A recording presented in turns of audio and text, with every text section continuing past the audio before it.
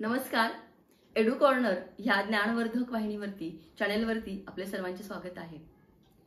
बघा, आपण सावित्रीच्या वाटेने जागर नवदुर्गेचा या आजच्या आपल्या तिसऱ्या माळेमध्ये आपल्या सोबत आहेत श्री संतोष खेडलेकरजी. खेडलेकर सरांचा परिचय खरं तर खूप मोठा आणि कामाचा आवाकाही खूप मोठा आहे. सर पत्रकार आहेत. पत्रकारितेच्या क्षेत्रामध्ये सरांचं नाव खरंच खूप मोठं आहे. 12 पुस्तकं सरांची आतापर्यंत प्रकाशित झालेली आहेत. लोकसाहित्य आणि इतिहास याची प्रचंड गोडी आहे. अहमदनगर जिल्ह्यातील संगमनेर तालुक्यामध्ये इतिहास संशोधन मंडळाचे ते संस्थापक अध्यक्ष आहेत.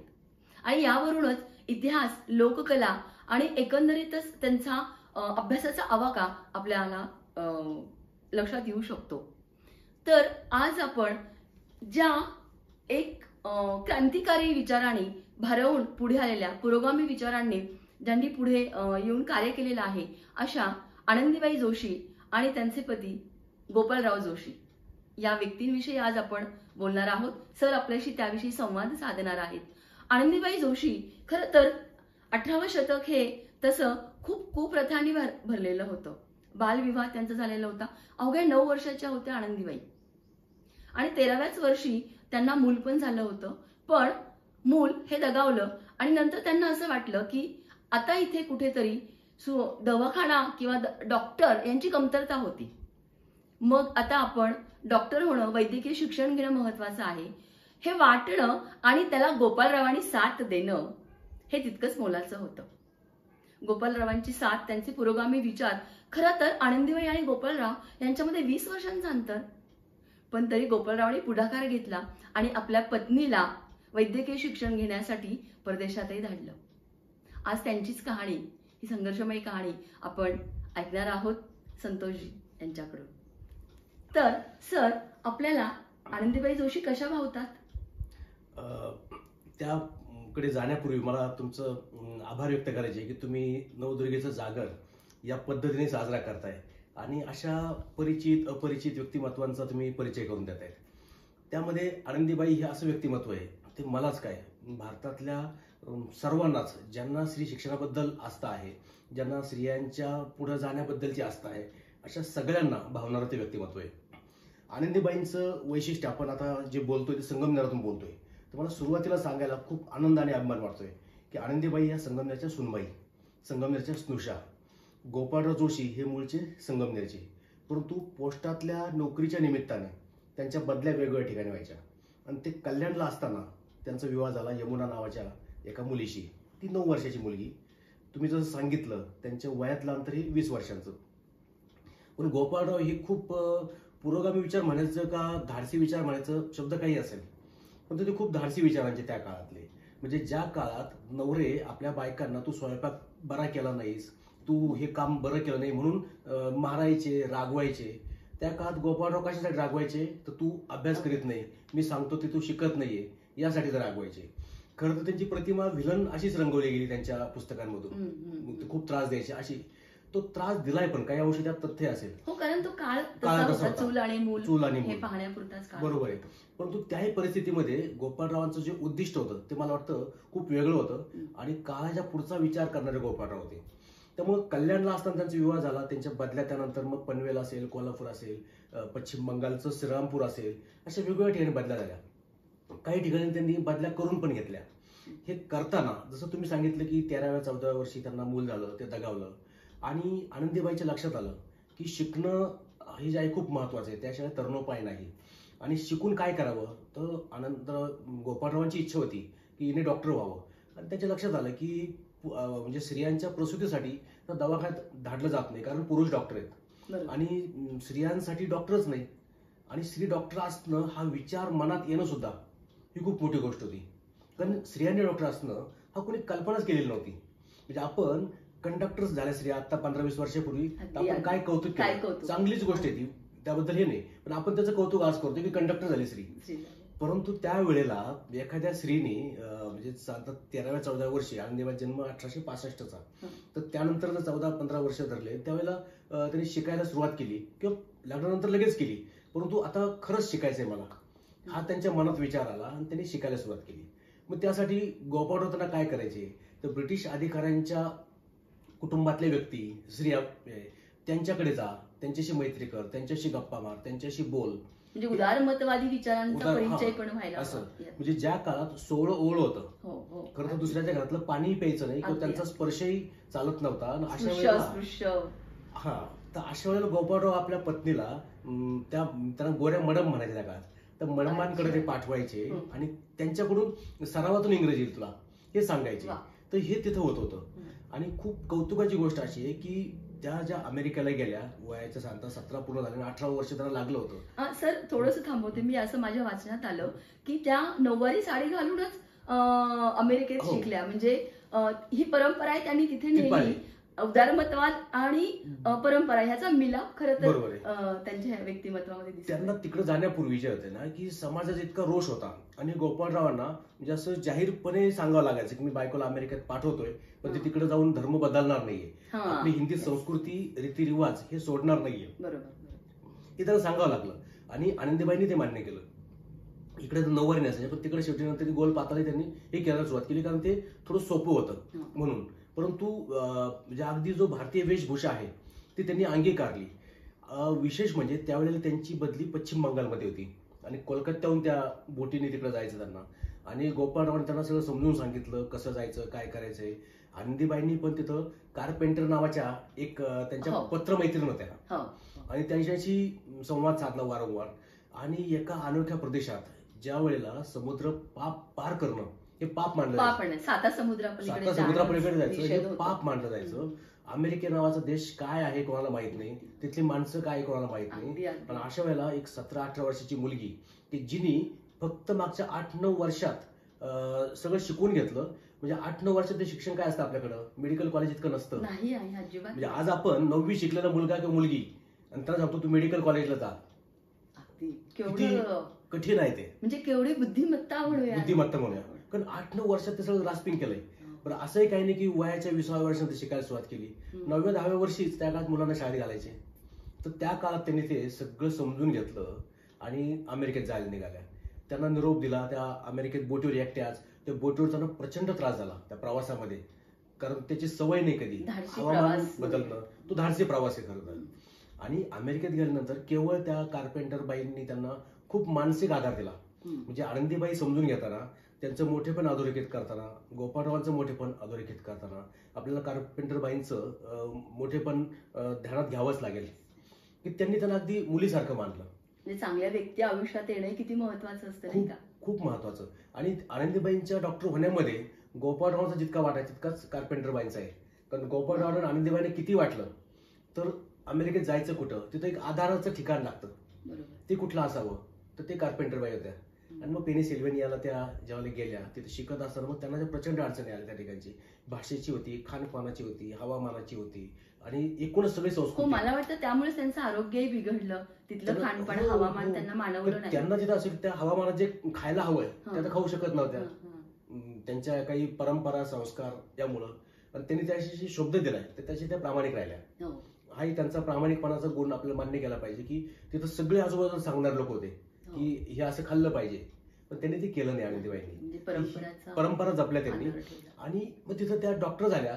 तर त्या डॉक्टर ज्यावेळेस झाल्या तर त्या पदवीदान समारंभाला म्हणजे गोपाळराव विक्षिप्त म्हणतो त्यांनी आनंदीबाईंना न कळवता त्या अमेरिकेत पोहोचले. सरप्राईज.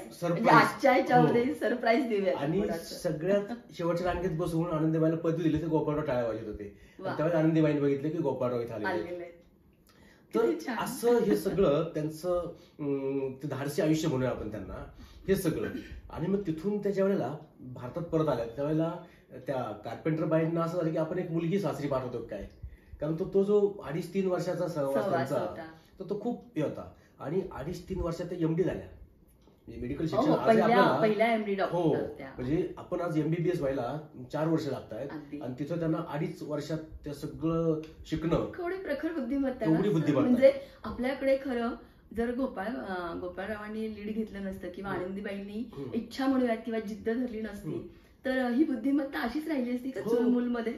चूलमध्ये राहिली असती आणि कदाचित आपल्या पुढची 10-20 वर्ष 25 वर्ष किंवा 50 वर्ष गेली असती की महिला डॉक्टर निर्माण व्हायला. म्हणजे आत्ताही आपल्याला आनंदीबाई फार प्रेरणादायी वाटतात. हो. आत्ताही प्रखर बुद्धिमत्तेच्या खूप मुली आहेत, पण पालक लवकर विवाह करून देणं, आजही बालविवाह होत आहे सर. कालच्या याच्यामध्ये पण आपण पाहिलं, अगदी पंडित रामाबाईंचं घेतलं होतं, रखमाबाई राऊतांचं हो, आपण हो. बालविवाह हे आजही होत आहेत. आणि या काळामध्ये खरं तर इतक्या प्रखर बुद्धिमत्तेच्या मुली आहेत, स्त्रिया आहेत, पालकांनी पुढे येऊन त्यांना प्रोत्साहन देणं बरोबर. आणि त्या बुद्धिमत्तेला न्याय देणं हे फार आवश्यक आहे. म्हणजे आनंदीबाईकडनं शिकण्यासारखं किंवा घेण्यासारखं हेच आहे की एक दुर्दम्य इच्छाशक्ती काय घडू शकते. बरोबर आहे. अगदी अगदी म्हणजे त्यांनी भारतात जेव्हा आल्या तर त्या क्षयाने इतक्या आजारी होत्या आणि बोटीवरच्या त्या एकूण प्रवासात त्या अजून त्यांचं आजारपण त्यावेळेला बळावलं आणि त्यांची इच्छाशक्ती की मी जाऊन काहीतरी करावं. म्हणजे पुण्यात त्या ज्यावेळेला आल्या त्यांना भेटायला पुण्यातली सगळी दिग्गज माणसं जात होती की ज्यांची विचार त्यावेळेला बदलले होते की आनंदीबाई खरंच धाडसी आहेत. गोपाळरावांचंही कौतुक व्हायला लागलं, त्यांना भेटायला जायचे. आता आनंदीबाईंनी काम सुरू करायचं अशी वेळ येऊन ठेपलेली, पण त्या क्षयातून बऱ्या होऊ शकल्या नाही. तो खरं तर एक दुर्दैवी क्षण दुःखाचा हे होतंय की 1887 मध्ये म्हणजे वयाच्या जेमतेम 22व्या वर्षी आनंदीबाई हे जग सोडून गेल्या. तर ही जी कहाणी म्हणजे आनंदीबाई काम करू शकल्या नाही, परंतु त्यांनी जी पायाभरणी केली, इतिहास रचून गेल्या त्या तर ती जी पायाभरणी ती मला वाटतं खूप महत्वाची आहे भारतीय स्त्रियांच्या शिक्षणाच्या इतिहासामध्ये, की त्यांनी जे केलंय ते खूप अजोड आहे असं मला वाटतं. त्यामुळे आनंदीबाई आजही आपल्याला ठीक आहे प्रॅक्टिस करू शकल्या नाही, त्यात त्यांचा दोष नाहीये अजिबात. त्यांच्याबद्दल आपण जेव्हा बोलतो त्यावेळेला, परंतु आनंदीबाईचं मोठेपण आपल्याला मान्य केलंच पाहिजे. त्याचबरोबर गोपाळरावांचंही मोठेपण मान्य केलं पाहिजे की त्यांनी हे स्फुल्लिंग त्यांच्यात चेतवलं पत्नीमध्ये. तर असे आनंदीबाई आणि गोपाळराव आणि ते दाम्पत्य म्हणजे गोपाळराव संगमनेरचे आणि आनंदीबाई संगमनेरच्या स्नुषा, म्हणून त्यांचा आपल्याला जास्त अभिमान वाटतो. सर आता जसं आनंदीबाई संगमनेरच्या स्नुषा आहेत, तसं मला वाटतं संगमनेरच्या अजूनही काही स्नुषा आहेत की त्यांचं कार्य गौरवावं असं आहे, पण त्याही दुर्लक्षित आहेत. असं काही आपल्याला उदाहरण सांगता असे येईल? खूप उदाहरणं आहेत की संगमनेरच्या स्नुषा इथं आलेल्या सुनबाई म्हणजे अगदी मला सांगायला आनंद वाटेल की या मागच्या 100-125 वर्षापासूनच्या संगमनेरच्या स्नुषांचा इतिहासाचा वेध घेतला, त्यात खूप कर्तबगार महिला होऊन गेल्या. मग त्यात फक्त काहींची नावं घेतो आणि काहींबद्दल आपण एखाद दुसऱ्या मिनिटात बोलूया. आणि एक मी सरांना 2300 वर्षाचा संगमनेरचा इतिहास सरांनी पुस्तक रूपात नोंदवून ठेवलेला आहे. म्हणजे एखादं गाव नोंदवून ठेवणं, त्याचं मागची परंपरा काय आहे पुढच्या पिढीला कळणं. आणि मला वाटतं सर मी तुमचे अनेक ती पुस्तकं आणि वर्तमानपत्रातले लेख पाहिले की खूप अगदी 17व्या शतकातले फोटो, अगदी फारच प्राचीन काळातले संगमनेर कसं होतं आणि इतकी इतिहासाची गोडी त्यातनं खरं तर हा ठेवाच आहे जो पुढच्या पिढीला आपण देतोय की बघा आम्ही असं राहत होतो, हा काळ असा होता आणि आज तुम्हाला आम्ही जे देतोय ते तुम्हाला ठेवायचं या जपून. बरोबर हो की नाही? बरोबर आहे. तर नाही, संगमनेरचा हा वारसा इतका समृद्ध आहे की एखाद्या व्यक्तीचं चरित्र आपण लिहितो तसं संगमनेर गावचं चरित्र होऊ शकतं असं माझ्या डोक्यात एक 22-25 वर्षापूर्वी ज्यावेळेला आलं आणि त्याच्यावर सलग 11 वर्ष काम केलं एखाद्या विषयावर. म्हणजे प्रत्येक वर्षी वाटायचं, म्हणजे पहिली 2 वर्ष झाली की संगमनेरवर आता पुस्तक मी लिहू शकतो, परत वाटायचं नाही अजून थोडं शोधलं पाहिजे. असं करीत 11 वर्ष झाली आणि 11व्या वर्षी ते पुस्तक का झालं तर आपल्या नगरपालिकेचा 77 सुवर्ण महोत्सव त्यावेळेला होता. नगरपालिकेला 150 वर्ष पूर्ण झाली होती म्हणून ते पुस्तक झालं. आणि तुम्ही जे म्हणत होता या सगळ्या परंपरेमध्ये संगमनेरच्या आणखी स्नुषा, त्यातलं एक उदाहरण मला द्यायला आवडेल. म्हणजे नावं खूप आहेत, म्हणजे अगदी संगमनेरच्या हनुमान जयंतीचा रथ ओढणारे झुमराबाई आवसक खूप मोठं व्यक्तिमत्व की त्या काळात 500 पोलिसांचा बंदोबस्त असताना एक स्त्री पुढे जाते आणि हनुमानाचा रथ तुम्ही ओढू देत नाही, तर हे केवळ तुमचं धार्मिक स्थानावरची बंदी नाहीये, तर आमच्या अधिकारावरची ती गदा आहे, आमच्या अधिकारावर तुम्ही काहीतरी बंदी घालताय. आणि ते समजून त्यांनी तो रथ ओढायला सुरुवात करणं आणि त्यांना साथ देणाऱ्या त्यावेळेच्या आणखीन बंका परदेशी असेल, प्रभावती संत असतील, या सगळ्या स्त्रिया, हे मोठा इतिहास आहे. ही परंपरा अजूनही आहे. याच्यात एक नाव जे आहे जे खूप अपरिचित लोकांना मला त्यांच्याबद्दल सांगायला आवडेल की ते नाव आहे जयदेवीबाई देशमुख. जयदेवीबाई देशमुख ह्या ज्या आहेत, आपण मराठी वृत्तपत्राचा इतिहास अभ्यासताना जागृती नावाचं वृत्तपत्र जे बडोद्यातून प्रसिद्ध व्हायचं ते टाळून पुढे जाता येत नाही. जागृतीकार पाळेकर हे नाव खूप प्रसिद्ध आहे मराठी वृत्तपत्राच्या इतिहासातलं. तर त्या भगवंतराव पाळेकरांच्या कन्या ह्या जयदेवीबाई आणि त्या ठिकाणी आपल्या संगमनेरचे पहिले आमदार, पहिले असेंब्ली जी काही निर्माण झाली आणि त्याच्या निवडणुका झाल्या तर झाल्या 1937 मध्ये. तर त्या असेंब्लीच्या निवडणुकीत निवडून आलेले केशवराव देशमुख उर्फ KB देशमुख, त्यांच्या त्या पत्नी तर हे के.बी. देशमुख गुजरातमध्ये शिकायला होते. त्यावेळेला कॉलेजच्या शिक्षणाच्या सोयी नव्हत्या आणि ते गुजरातला शिकायला गेले, बडोद्याला. तिथं पालेकरांचा त्यांचा स्नेह जमला. त्यांच्या वृत्तपत्राच्या कचेरीत ते जायचे आणि त्यावेळेला पालेकरांना वाटलं की हा मुलगा भविष्यात त्याचं भवितव्य फार उज्ज्वल आहे आणि हा जावई म्हणून आपल्याला योग्य आहे. आणि पालेकर यांचे विचार जे होते ते खूप तसे वेगळे होते, काळाच्या पुढे जाणारे विचार होते. त्यामुळे त्या काळातला तो विवाह झाला त्यांचा. आणि जयदेवीबाई इथं संगमनेरला स्नुषा म्हणून आल्या. त्यावेळेला स्वातंत्र्य संग्रामाचं आंदोलन खूप जोरात होतं. आता असं आहे की राजकीय नेत्यांच्या पत्नी म्हटलं तर त्यांच्या नावापुढे उगीच सामाजिक कार्यकर्ते लावलं जातं. अगदी. परंतु जयदेवीबाईंनी त्या वेळेला महात्मा गांधींनी व्यक्तिगत सत्याग्रहाची घोषणा केली. त्यापूर्वी 5-6 वर्ष अगोदर हे के.बी. देशमुख संगमनेर आणि या उत्तर नगर जिल्ह्यातले आमदार म्हणून निवडून आले होते. आमदार म्हणून निवडून आल्यानंतर त्यांनी स्वतःच्या पक्षाविरुद्ध बंड केलं. हे भारतातलं पहिलं राजकीय बंड. स्वतःच्या पक्षाविरुद्ध बंड आजकाल होतात, पण ते कशासाठी? सत्तेसाठी. बरोबर. मला सत्ता नाही, मला पद दिलं नाही. पण त्यावेळेला माझा पक्ष निवडणुकीत दिलेली आश्वासनं पाळीत नाही म्हणून के.बी. देशमुखांनी बंड केलं आणि थेट सुभाषबाबूंना पत्र लिहिलं. सुभाषचंद्र बोसांना. ते पत्र माझ्याकडे आहे. ते पत्र त्यावेळेला त्यांनी हे केलेलं. त्यावेळेला बॉम्बे क्रोनिकल नावाच्या वृत्तपत्रात ते छापून आलं. ते वृत्तपत्र आहे माझ्याकडे. त्यात ते पत्र आले आणि त्यात त्यांनी सांगितलं की असं असं आपल्या पक्षात होतंय आणि मला पटत नाहीये. त्यांनी शेतकऱ्यांचे मेळावे घेतले असे केशवराव. आणि त्यांच्या संस्कारात ह्या पुढे आलेल्या जयदेवीबाई.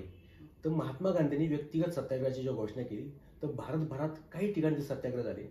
त्या सत्याग्रहींची निवड स्वतः महात्मा गांधींनी केली की नगरला हे सत्याग्रह करणार, पुण्यात हे सत्याग्रह करणार असं ठरलं. त्यात संगमनेरातून 2 नावं निवडली. त्यात जयदेवीबाई होत्या. महात्मा गांधींनी निवडलेलं नाव. म्हणजे संगमनेर स्नुषा बघा की महात्मा गांधींनी वाटलं की संगमनेरात खूप सामाजिक राजकीय क्षेत्रात ते कार्यकर्ते होते.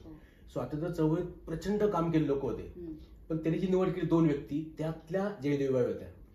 आता पुढं जे त्याला काय म्हणून मला माहिती म्हणजे सत्याग्रही होणं इतकं सोपं नाहीये सर. त्याच्यासाठी काही विशिष्ट गुण गांधीजींनी सांगितलेले आहेत. हे आचरणाचे गुण जयदेवी देशमुख यांच्यामध्ये ते असणं, ते हेरणं आणि म्हणजे खरं हे कर्तृत्वच आहे त्यांचं. त्याच्या पुढचं खूप महत्वाची गोष्ट असं आहे की जयदेवीबाईंची निवड झाली, सत्याग्रहाचा दिवस उजाडला आणि जे दुसरे पुरुष सत्याग्रही होते ते आजारी पडले दुर्दैवाने. त्यांचा दोष नाही आणि ते येऊ शकले नाही. तर जयदेवी एकट्या सत्याग्रही.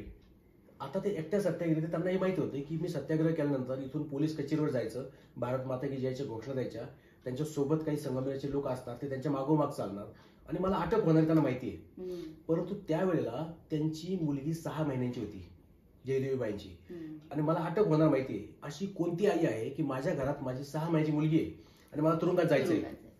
तर शेवटी मातृप्रेम कधी वरचढ असतं आपण असं म्हणतो, पण त्यांनी त्या मातृप्रेमाला त्या ठिकाणी थोडंसं बाजूला ठेवलं. देशप्रेम वरचढ मानलं आणि त्यांनी त्यांच्या बहिणीला गुजरातहून बोलून घेतलं की असं असं मी सत्याग्रह करणार आहे आणि मला कदाचित किंवा जेलमध्ये जावंच लागेल. अगदी अगदी बरं का सर. जेव्हा व्यक्तिनिष्ठा कमी होते ना तेव्हा देशनिष्ठा वाढते आणि देशनिष्ठा कमी होते तेव्हा व्यक्तिनिष्ठा वाढते.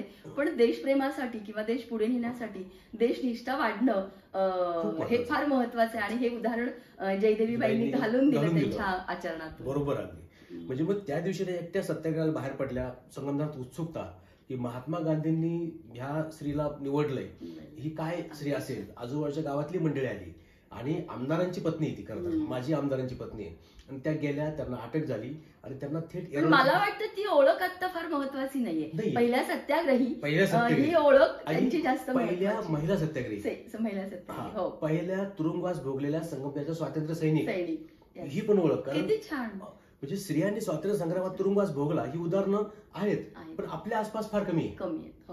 पण त्या जयदेवीबाईंना अटक झाल्यानंतर येरवड्याच्या तुरुंगात पाठवलं गेलं आणि त्यांची 6 महिन्याची मुलगी एकटी तुरुंगात गेल्यावर त्यांनी म्हणजे सगळं जे काही हाल अपेष्ट आहे त्या सगळ्या सहन केल्या. त्या तुरुंगात 3-4 महिने तुरुंगात होते येरवड्याला, नंतर त्याची सुटका झाली.